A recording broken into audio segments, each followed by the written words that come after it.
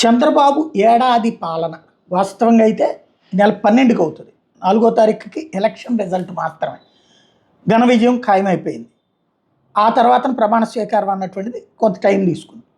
ఇవాళ ఈ ఏడాది పాలనకి సంబంధించినటువంటి దాంట్లో చూస్తే సక్సెస్సు, ఫెయిల్యూర్.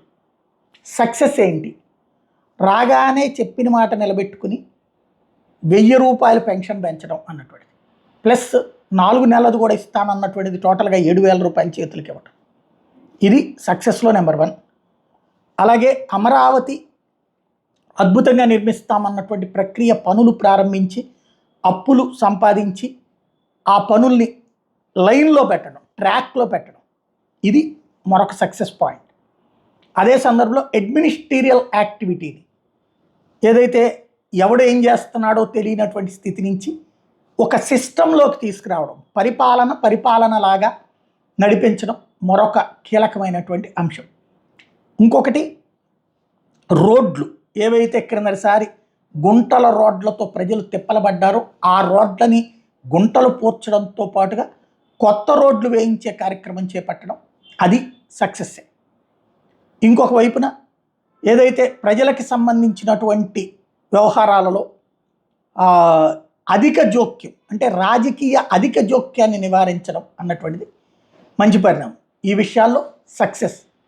ఇక ఇంకొకటి ఇసుక ఉచితమని చెప్తున్నా తక్కువ ధరకి లభించడం గతంతో పోల్చుకుంటే ఆ విషయంలో కూడా సక్సెస్ అని చెప్పాలి.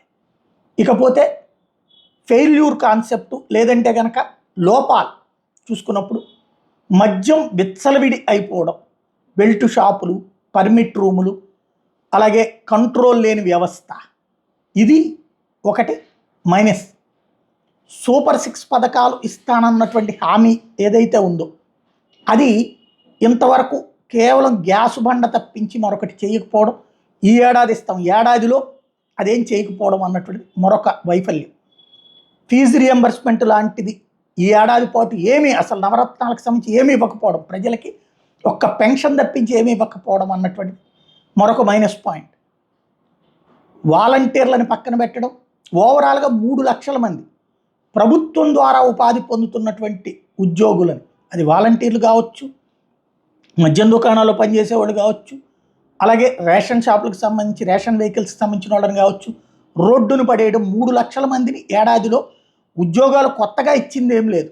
ఆ 16,000 ఏదో ఇస్తామంటున్నారు డిఎస్సి, అది పూర్తి కాలేదు, కానీ 3 లక్షల మందిని మాత్రం వీధులు పాలు చేసినటువంటి పరిస్థితి.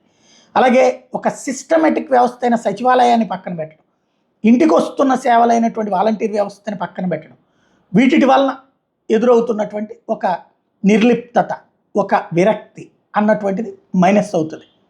ఇకపోతే లా అండ్ ఆర్డర్ విషయంలో కార్యకర్తల కోసము, తెలుగుదేశం పార్టీ నాయకుల కోసం మాత్రమే పనిచేస్తారు పోలీసులు, ప్రభుత్వ యంత్రాంగం అనేటటువంటి పేరు తెచ్చుకున్నారు. గతంలో లేనిది ఇది. 2019కి ముందు లేదు, 2004కి ముందు లేదు. మొట్టమొదటిసారి తెలుగుదేశం పార్టీ ఈ విధమైనటువంటి ధోరణిలో వెళ్తూ ఉండటం అన్నటువంటి మైనస్.